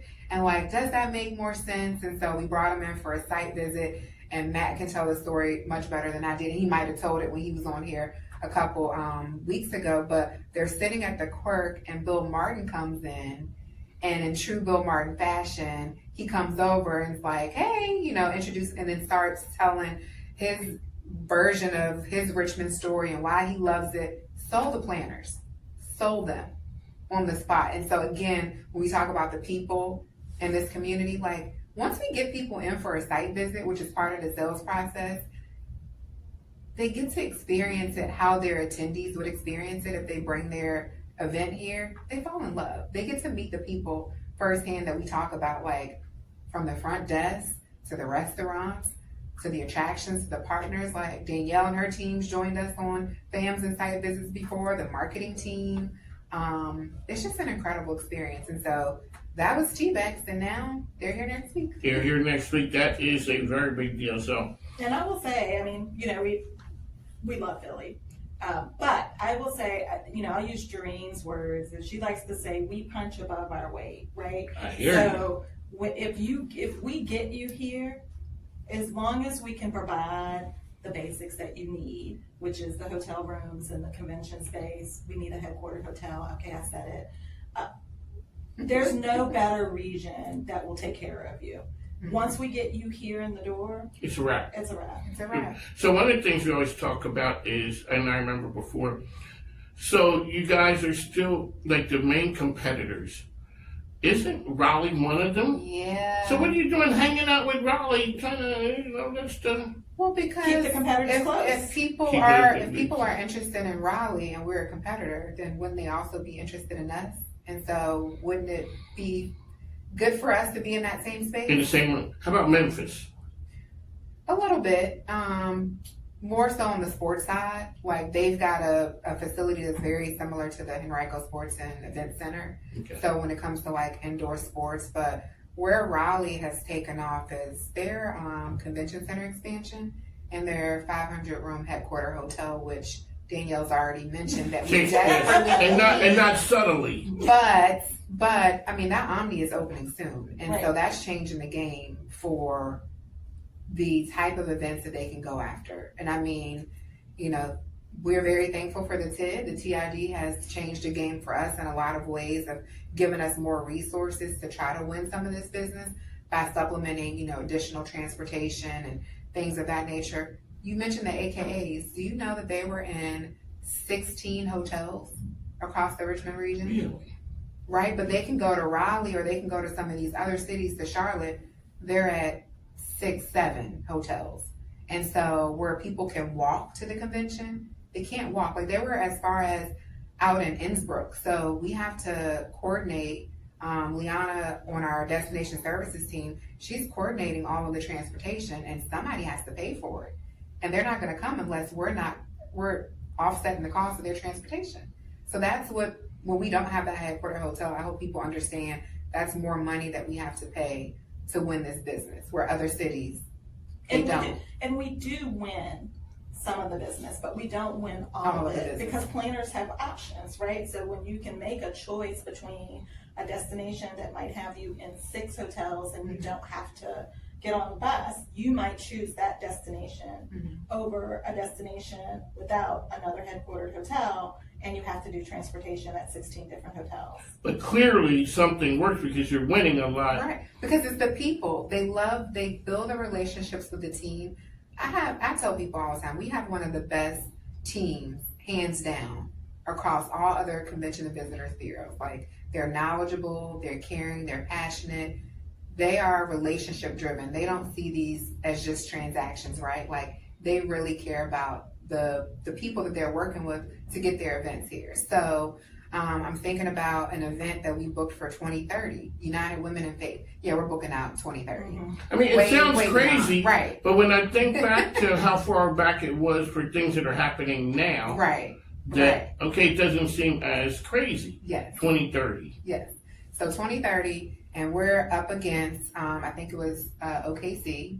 We're up against there. They had a better package in Oklahoma City, where they didn't have as many hotels, but the fact that Casey took such good care of them on their site visit, the fact that they met people from the community while they were here from the site visit, the fact that my meeting planner for speech and debate also knew the person that was with United in Faith and was like, oh yeah, Richmond takes care of you, like you should book there. And we provided transportation as a part of our bid. They picked us over another city where they could have had easier logistics, but they knew that they were going to be taken care of here. And that's part of the dynamic around punching above our weight, right? Like, it was a big event. Our team can service above and beyond that level. And so, Danielle, this is tourism. A lot of times you guys become like the conductor. If we have to worry about hotels, restaurants, travel, all of those things, pulling them in together to make this a package deal. Because it's the community putting it all together. Alrighty, this has been On the Mic with Mike. I do have some flowers in here. I got to give a shout out to Danielle Fitz-Hugh. Yes. She, you really put me on the mic with Mike on a whole nother level of how people looked at me from a business experience show, that when you're like, hey, go do these things, or, whether it was Lego or the political part, even though I came from political radio, I was a business guy, but you did talk to these people. You are launching people's careers, having an impact. I don't need to get started on the people, all I gotta do is, I don't even need to go up to Arnisha. It's a wrap. Well, it's a wrap. I mean, I thank you. I think you have proof in the work that you've been doing.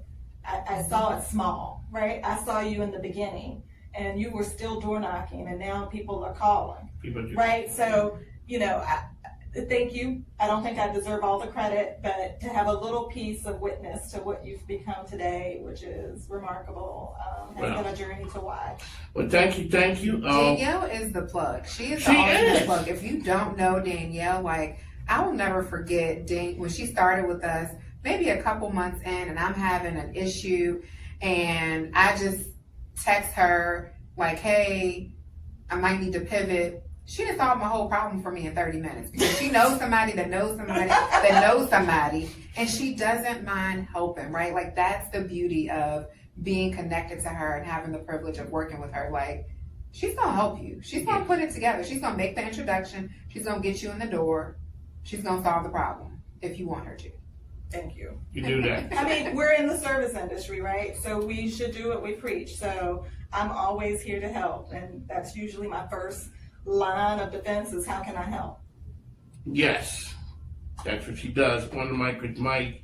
Danielle is here. Jerinne, we'd like to thank you ladies for coming on the program. I don't know, when you send a Zoom link, so Jerinne, we ain't wasting this on no Zoom. I thought it was Zoom. You gotta come in the studio. I don't know Zoom. We don't do that here. When family come over, it's so good. You don't even use the front door. You Should we do it? It's your call. Call Federal Credit Union, your best call for car loans. Ladies and gentlemen, welcome back to On the Mic with Mike King here, coming to you from the MIKEKINGBIZ Call Federal Media Center. Here at the good friend, the Google gal, Lizzie Morrow is here. Welcome, ma'am. Hi, how are you? I'm pretty good. Tell us who you are, what you do. I'm Lizzie Morrow. I am with Third Marble Marketing, and we are a Google Premier Partner, which means we're in the top 3% for what we do. And I go around and educate people on complicated Google issues. So if they have questions, I'm the go-to. And sometimes they're complicated if you don't have the answer. Yep. And sometimes people make your life even more complicated than we have to. And that's where you come in to help us out. You taught us things like rest and all that, but you say you have some breaking news today for me. Hold on one second. Ladies and gentlemen, Lizzie Morrow.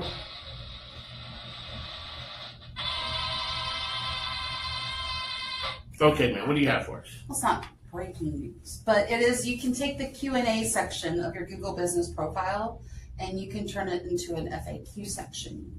You do this by logging into a Google, go into the profile, asking the question, then you can go in the back end of your profile and answer the question.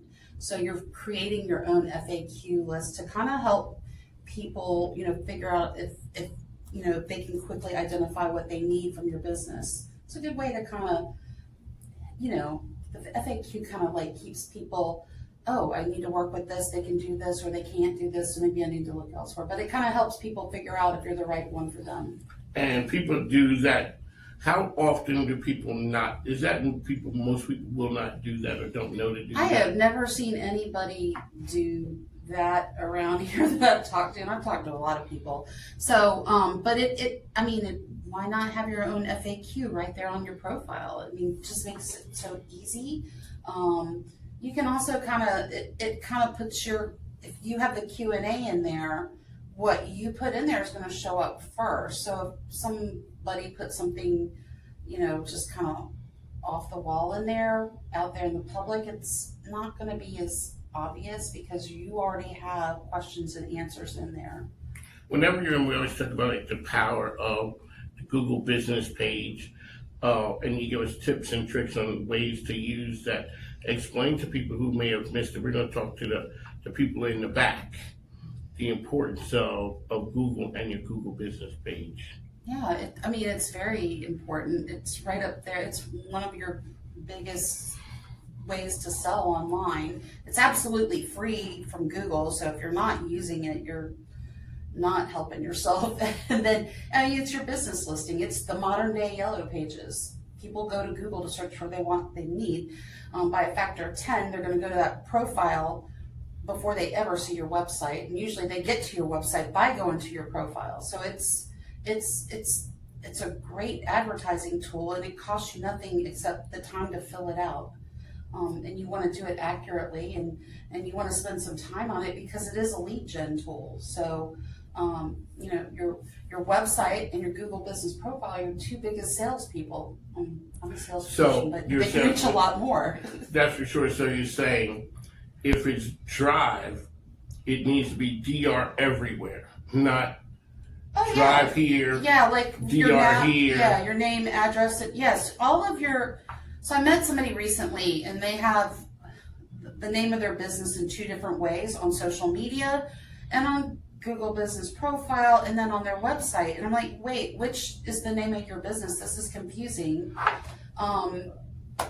Because I'm looking for this, but you have two different names out there for the same thing. So it's confusing for me as a consumer, but it's also confusing for Google. And so Google's actually going to crawl, the internet continuously. And if things don't match, it can get confusing. It makes it harder for them to drive the leads to your business. So capitalized or not, that makes a difference. Yeah.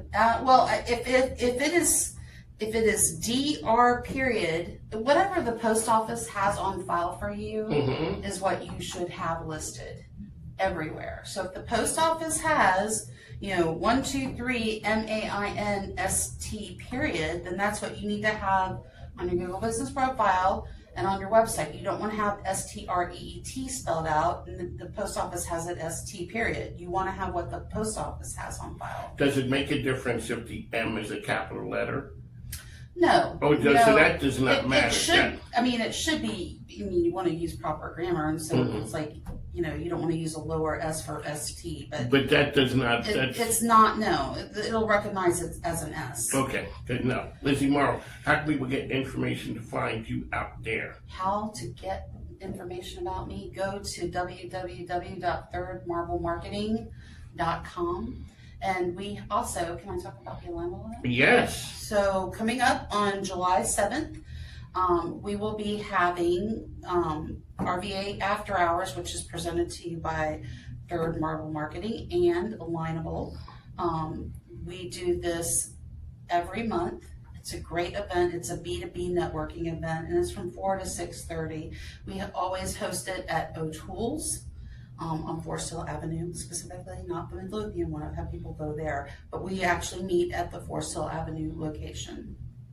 There you go. A Google tip of the day. Anything you could give us, something to think about. Well, I just did. That's the best one. Turn your Q&A into a FAQ. Sounds like QRST. That's for sure. Lizzie Morrow, the Google gal, is here with us, here weekly, talking about all the things that you do that are amazing. Your team, really quickly. So we're doing the summer months, and in September you guys start revving up again with your sessions. Yeah, actually we are now adding webinars. So if you don't have the time or inclination to go to an in-person event, you can always hop on one of our webinars. The next one's going to be June 30th. And it's the same thing we teach in these workshops that are in the class. The only difference is we're not there to help you in hands-on on-site assistance necessarily because you're not with us, but we'll do our best to answer questions on the webinar. So okay. So the webinar's June 30th, but our next in-person workshop is going to be in September. There you go. Speaking of the alignable events, how you get people in, and your idea what you do with the business cards. Tell what you do, and then I got a story for you. Okay, I would love to hear the story. So when you come to check in at our Alignable event, we have a board off to the side, and it says who's here, and it has the Alignable logo, and we have two-sided tape, and everybody puts their card up there on the board. And we always say at the end of the night, before you leave, take a picture of the board. That way you have everybody's contact information for who was at that event. And if they come in and they don't have a card, say they have one of the electronic ones, you can we have Sharpies and you can write your info on there. So everybody has a way to connect when they leave. And that's what we do. That's what you do. So there is a person around town who is a master networker. Okay. And we're not calling any names, but they know everyone, and their attire can be kind of loud. Okay. Jacket, pants, something. You see where I'm going with this? Do they ride a Segway sometimes? I'm not saying. This said person riding a Segway and knowing everyone, I hear they go to the networking events, the business events early. Okay. To peruse the table to see who's good, who's going to be there. Mm-hmm.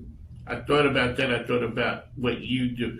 Doing it that way is kind of okay. It's kind of okay, cool. But your method of taking a card and putting it up there so we don't have to chase people down, I can take the picture and take it with me, is so his method is good. Your method is the best. I mean, that one is really good that way. And also I tell you who I'm looking for, you walk me up to them as well. Yes. Yeah, it's that way you don't have to be out there trying to figure out who, James Bones Jones is, trying to figure it out. No, that's one of the things. I think networking can be difficult for some people. Some people are shy. They don't feel comfortable going up to a stranger. So when people come and they check in with us, it's like, who are you looking to meet? What kind of businesses are you looking to connect with tonight? And if they tell me, I'll be like, oh, so-and-so's here. Let me go introduce you. Let's come on and I'll introduce you to so-and-so. And I love to make those introductions and help people get the conversation started because I know that can be a challenge for some folks. So I try to make it as easy and painless as possible for folks. I want them to enjoy while they're there. I want them to enjoy the networking event and have a good time and make really good connections that are going to help their business grow. Lizzie, Morrow. Oh, how's your young person's chamber committee? Aren't you what are you? Young professionals, the committee chair. Yes, you are the committee chair. Yeah, we've taken a little bit of a break. And, Summertime. And then we're going to reconvene coming up here soon. So what's the age? You guys aren't discriminating against people, are you? No. Okay, so I'm not into that. So what's the age? Can I join the young professionals? I'll let you. Lizzie Morrow, ladies and gentlemen. Heck, I'm the chair of it. Exactly. There's no discrimination here. No. I got miles on me. I just wanted to make sure I could come. So we aren't doing any crazy activities, require being young or in shape or not having. No, actually, the format of the meetings, I love it. So what we do is each month a different member gets to be the featured speaker.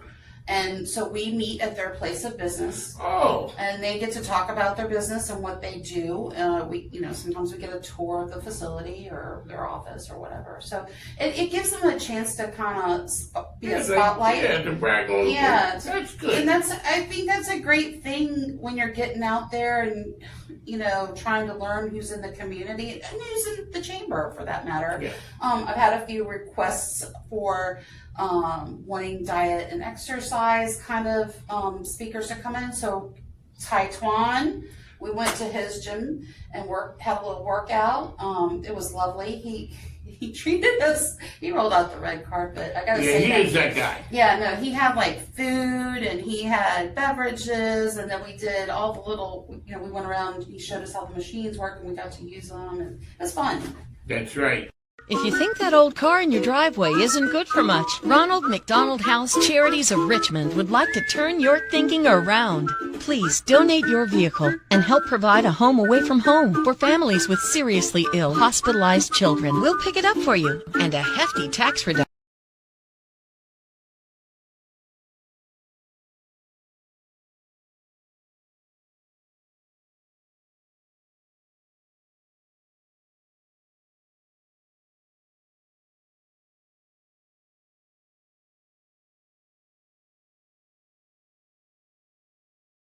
Today and grow with us.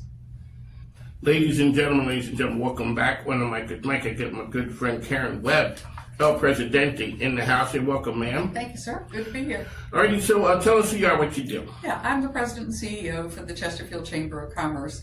And the Chamber of Commerce is a membership business organization that provides resources for businesses and networking for businesses and education for businesses, especially those small businesses and the new businesses coming in. We provide the opportunity to meet other businesses so that there is a network and resource for you at all times.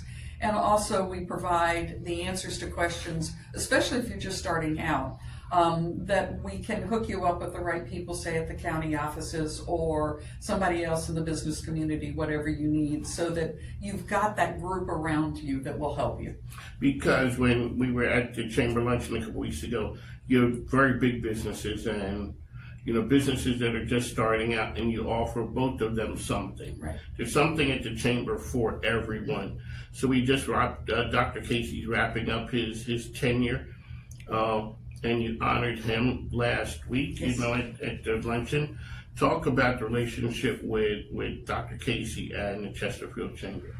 It certainly has been something that it's more special to me than most relationships I've had in my career, to be perfectly honest. Dr. Casey is an amazing man, not only businessman, which we all know he walks on water when it comes to that kind of area, but the way he treats people and the respect he has for people, even if he doesn't know you, he respects you. He makes you feel, you get the warm and fuzzy with him. Right. And you feel important, and I think one of the things that I've heard and seen is people feel seen for the first time when they're around him. He's not in a hurry, even if he is. He never makes you feel like that. And if you come to him with a business issue, he takes it to the right person, but he stays in touch with it enough to know that you got satisfaction out of it and you got your questions answered. Alrighty, ma'am, what's going on with the Chamber? There's always something new and exciting. Yeah, we're at the time of year, we're getting ready to end our fiscal year at the end of June. And so we're at the time of year where we are rebuilding our committees. And, our big program committees are the ones that put on all of our symposiums and our events and our breakfasts and those kinds of things. And there will be about half of the committee chairs will be stepping down due to term limits and new people coming in. So we're seeing a new wave of energy that's coming in with that as well. So we're very excited about it. We're kind of kicking it off just have kicked it off last night with what we're calling our all committee happy hour. And what we're doing is getting all those program committees together so that they know each other. They can, again, support each other like the whole chamber model is anyway, but also we're looking at trying to have a greater impact on what the committees can do so that if they've got a mutual agreement, for example, the Large Business Connections Council and the Government Affairs Committee, if they join forces, some of the activities that they do around advocacy will be much stronger because they have not only the numbers of people, but they have the energy and the brain power in the room. So we're very excited about what's coming up this next fiscal year with our committees. As we talk about what's coming up, we're going to look into the rear view. We're going to put a bow on Restaurant Week. Absolutely. It was amazing. So collaboration with you, the Chamber, the county, food bank, everyone getting together to help those in need. And you guys presented a big check. Yes, we did at our luncheon last week. And that check was for almost $18,000. I think it was $17,896, I believe was the amount. And that will provide over 70,000 meals. And when you hear that number, and that's what we were there when they kicked it off, you're dining out so people could basically eat in. Right, exactly. And, we had this past year, we had 40 restaurants that, that participated. And each year, this was our third year, each year gets a little different and a little stronger. And the numbers of restaurants may flow back and forth, but it just depends on what the county focus is, and by that I don't mean county government, I mean county community focus is, and those restaurants then that come in and try to be part of that focus are the ones that are going to get frequented, and how that number goes up so much. But that total number of over 70,000 meals. That is a crazy number. And that's for the people, so we'd like to thank the people from, who chipped in and made the decision to go out to restaurants. Thank you. That really does support the community in a very big way. Absolutely. It's funny in Chesterfield County. The first thing that comes to mind isn't necessarily food deprivation or, housing deprivation or any of that kind of thing. And when you get into some of these things, like, I've done several of the food distribution events with the Chesterfield Food Bank, and to see, over 700 cars lined up for one distribution on that, until you actually see it and touch it, it doesn't impact you the way that it would just hearing it. Because when a person would say, well, I had this campaign and I only touched, 10,000 people, whatever, I'm like, when you touch 700 cars. Yeah. So during the pandemic, right when it just started, when I was broadcasting from WNTW in Chester, I used to come in, that's Route 10, right? Mm-hmm. And maybe a mile before the food bank, you start to see the cars lined up. Yep. And at first it was striking, and the pandemic had just started. And I used to hear people say, oh, well, those folks, they're beating the system. Look at those kind of cars they're in. No. The world got turned upside down. And now, that was during an extreme time, during the pandemic. Now we're looking at this even now, where the pandemic's kind of like in the rearview mirror. Right. People are like, well, you got over it and all this. And still 700 people come to that location. Right. It's amazing. And what the Chesterfield Food Bank does and accomplishes with as small as they are is absolutely amazing. And the group of volunteers and staff that work there, I have no greater respect for anybody than them. They're that good. There you go. Karen Webb is here with us. I always ask leaders of organizations, how do you instill good culture? And you've been to the leadership programs, a number of them. How do you instill culture as a leader in an organization? Sometimes during tough times. Yeah. And that's a very good question, Mike. I think there are several ways, but the biggest one, I think, is leadership must model that culture. And, if you want a culture of giving, you want a culture of inclusiveness, you want a culture of excitement and, brand new ideas, those kinds of things, and growth. The leadership must be modeling that from the very outset. The other part of it is you need to treat your team in the way you want your organization to be perceived, to treat their clients and their service recipients at that point in time. Everybody has to be treated with the same culture, the same respect, and the same joy of life, especially in the nonprofit world, but the for-profit world as well. I think so many organizations miss the boat by realizing that there is joy in life, and what we're doing is adding to that and giving people who can't do that themselves that joy that they need to have. And instead of going, well, we didn't get this, or we didn't get that, or they did this wrong, or whatever, the output needs to be, look what we did, and look at the smile on that person's face and how we help them move to their next level to be even greater than they already are. As a leader, sometimes you have to sell ideas or sell projects to the team or to others, and sometimes they don't get it and see it.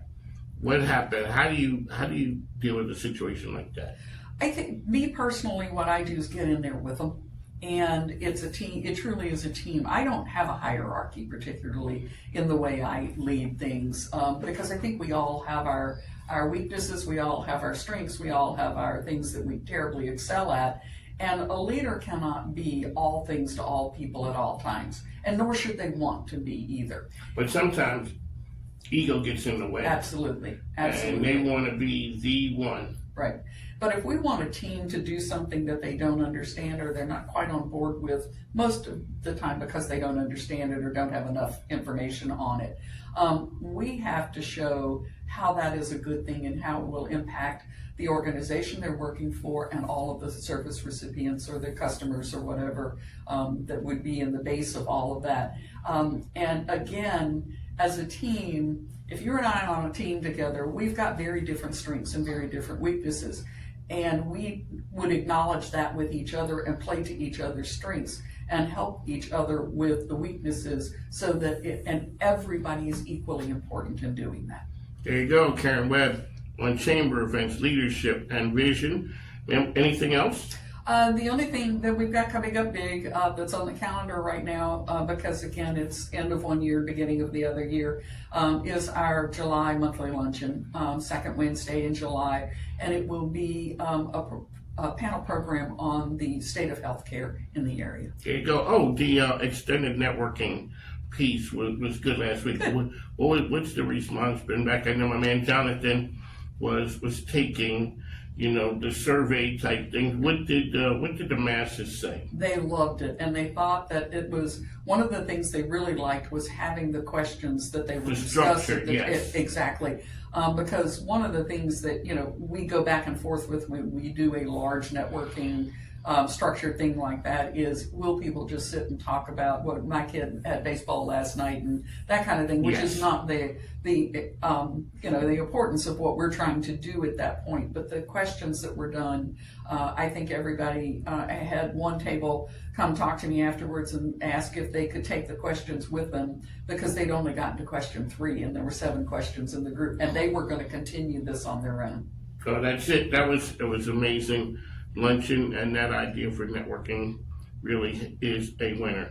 So on the mic is Mike, Karen Webb. Ma'am, how can people find you out there? Best place is our website, which is www.chesterfieldchamber.com, and you'll find all of our programs, all of our volunteer opportunities, all of our committee opportunities, and of course our favorite part, the membership and sponsorship pages. That's right. That's a beautiful page. Either one of those, they are beautiful pages. Right. Make sure you get involved. I'd like to thank you for tuning in. On the mic is Mike. We'll talk to you soon. Thanks. Now, take care.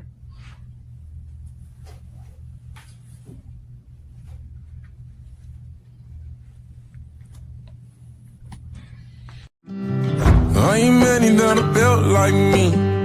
I'm the last of my kind. Grew up on the back road, baby. I know how to survive. Being out with the young guns blazing, so you better not try. You'll never find another like me. I'm the last of my kind.